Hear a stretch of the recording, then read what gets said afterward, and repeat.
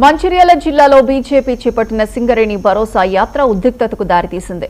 అనుమతులు లేవంటూ పోలీసులు యాత్రను అడ్డుకోవడంతో బీజేపీ నేతలు కార్యకర్తలు నిరసనకు దిగారు.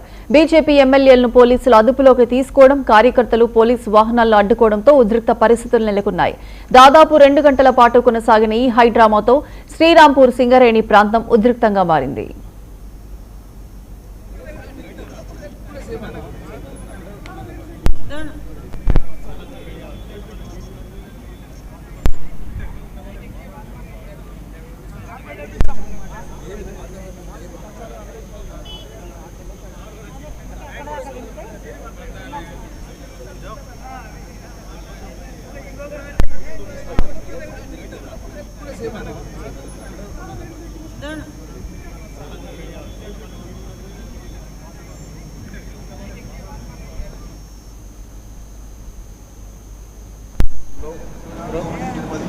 అవినీతి అక్రమాలకు పరాకాష్ఠ గతంలో ఆర్ ట్యాక్స్, బీ ట్యాక్స్, రకరకాల ట్యాక్స్లతో ఈ రాష్ట్రంలో అనేకమైనటువంటి అవినీతికి పాల్పడుతున్నటువంటి రాష్ట్ర ప్రభుత్వం చివరికి సింగరేణిని కూడా బంగారంగా వచ్చుకునే సింగరేణి కూడా వేల కోట్ల రూపాయల అక్రమాలు, అవినీతి మరి సింగరేణిలో జరుగుతున్నటువంటి రాష్ట్ర ప్రభుత్వాన్ని నేను నేరుగా ప్రశ్నిస్తాను.